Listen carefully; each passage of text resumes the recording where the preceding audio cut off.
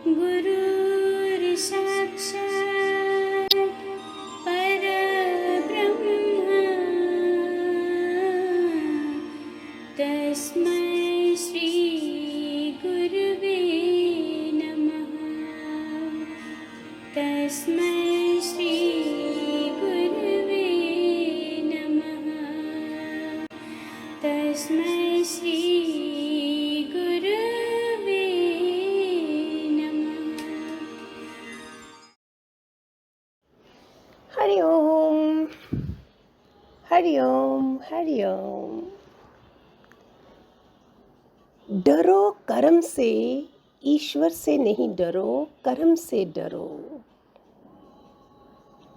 ये बहुत प्यारी वाणी है।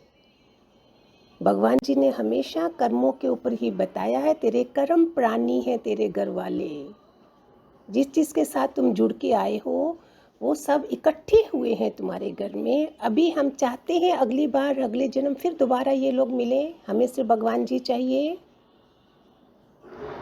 जैसे बछड़ा 100 गाय हो, 100 गाय काउज हो, तो भी वो ढूंढ लेता है। कर्म अपने कर्ता में आकर कर्म कर ही देता है। कर्म का फल आज नहीं तो कल मिल ही जाएगा। जितना गहरा कुआं है उतना ही मीठा जल मिलता है।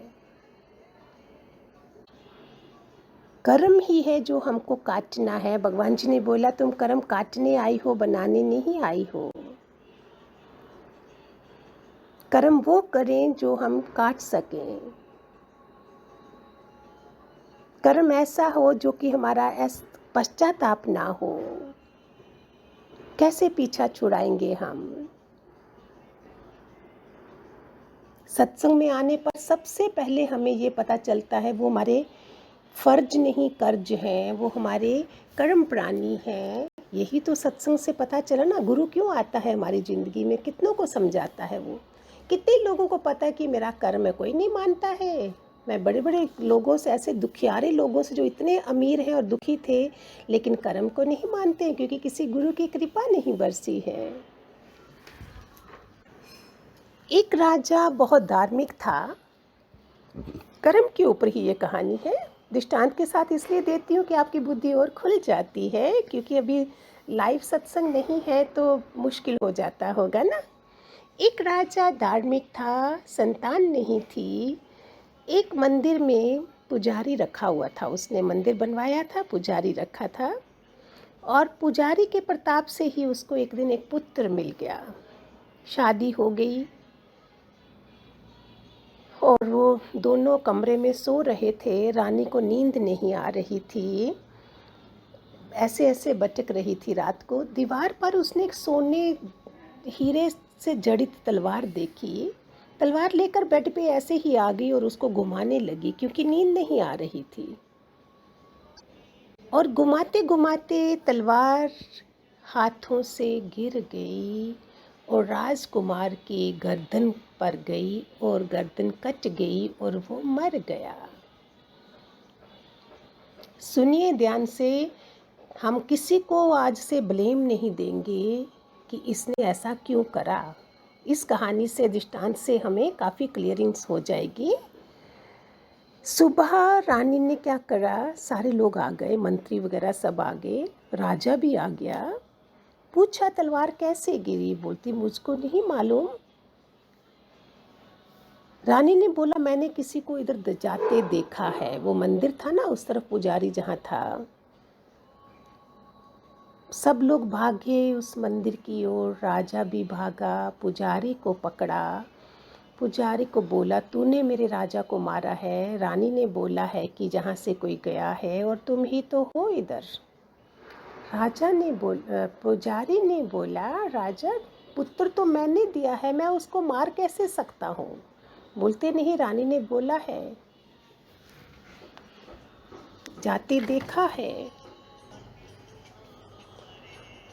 और तुमने मुझे पुत्र दिया था, इसलिए तुझे मारूंगा नहीं, लेकिन तेरा एक हाथ काट दूंगा। राजा ने उस पुजारी का हाथ काट दिया और पुजारी दुखी होकर उधर से वाराणसी चला गया, बनारस में। उसको जानना था कि ये कौन से कर्म का फल है और वो किसी ज्योतिषी को ढूंढ रहा था। उसको ये समाधान चाहिए था।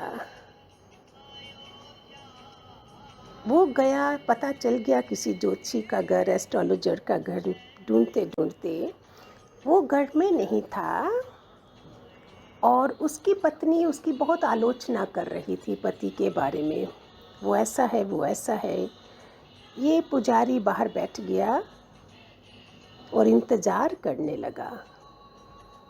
जब पुजारी आया, उसने पूछा कैसे आए हो। उसने बोला मेरी बात छोड़िए, पहले ये बताइए कि तुम्हारी पत्नी तुम्हारी इतनी आलोचना क्यों करती है, इतना बुरा भला क्यों बोलती है। उसने बोला ये मेरी जो स्त्री है, पिछले जन्म में ये एक गधी थी, मैं कौवा था। मैं इसके ऊपर एक जख्म था और मैं रोज इसका मांस निकाल निकाल कर खाता था। और एक दिन मांस निकालते निकालते चोंच मेरी इसके अंदर फंस गई। पास में गंगा का किनारा था, हम दोनों उसमें गिर के और मर गए। दोनों की मृत्यु हो गई। ये गधी जो है वो मेरी पत्नी है और मैं कौवा जो हूँ वो मैं हूँ। ये थोड़ी देर आलोचना करेगी फिर चुप हो जाएगी। अब तुम बताओ तुम कैसे आए हो। पुजारी ने पूछा ऐसे ऐसे घटना घटी है, मैं क्या करूं, मैं जानना चाहता हूँ।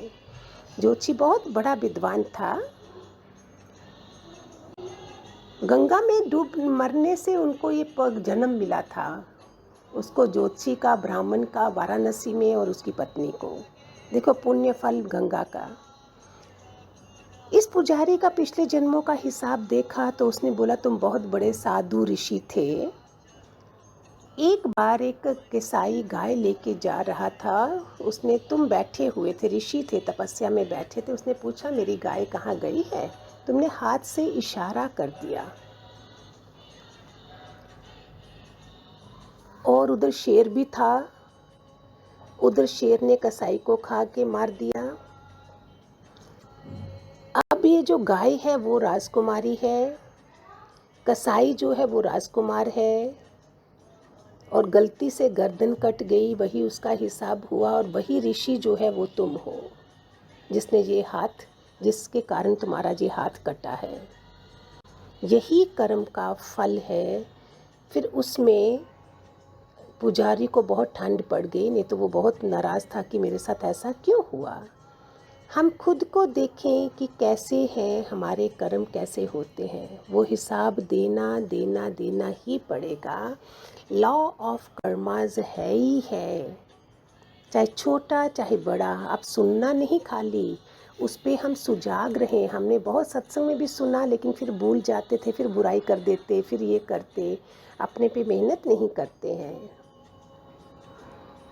ये कर्म जो है वो एक रेस्टोरेंट है। वहाँ पे जो ऑर्डर होता है वही मिलता है जो पकाया गया होता है। जो ऑर्डर हमने करा होता है वही हमें पका पकाया मिलता है। ये कहानी है, ईश्वर से नहीं डरो, कर्म से डरो। इसीलिए भगवान जी ने एक वाणी में बोला था ना, सच्ची दिवाली तब मनाओ जिसने मन के रावण को मार दिया है। वो फिर कर्म नहीं बनाएगा ना। दिवाली उसकी सफल है जो अपने को राम समझकर अपने दुश्मन मन को अंदर ही अंदर मारकर ख़त्म करता है। बाकी तो सारी दुनिया दिवाली मनाती है, अपने को बैठकर खुशी करती है। अंदर में विकार रूपी बारूद जल रहा है। हमें कर्म कहानी है हमारी और बारूद जल रहा है, सड़ रहे हैं, पर बाहर से दिखाने मात्र बैठकर खुशी करते हैं। सच्ची खुशी किसी को भी नहीं दुनिया में। जो सुखिया जिस नाम अदारा, बाकी सारी दुनिया राजा से लेकर प्रजा तक सब दुखी हैं।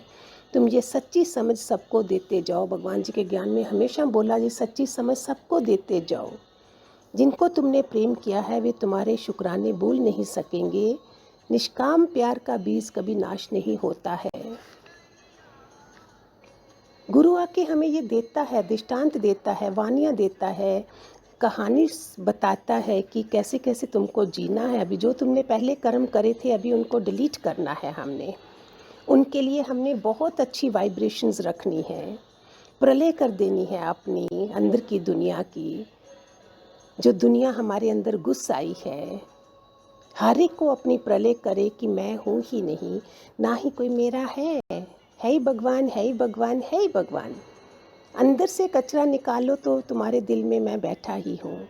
फिर अकेले कैसे होंगे? जब भगवान बैठा है तो हमारे से बुरा कर्म कैसे होगा? हमने भगवान को दूर कर दिया होता है, इसलिए हम कर्म कर बैठते हैं, भूल जाते हैं। फिर उसका फल सीता जैसे भी को भी भुगतना पड़ा, भीष्म पितामह को भी भुगतना पड़ा। जब वो तीरों की छाँव में थे, वासुदेव को बोला, वासुदेव मैंने 50-60 जन्म देखे हैं, मुझे नहीं दिखा कि मैंने तीरों पे कुछ ऐसा करा हो। बोलते नहीं वासुदेव, एक जन्म और देख लेते पितामह, तुमने सांप को ऐसे पकड़ के कांटों पे डाला था, ये वो कर्म आया था।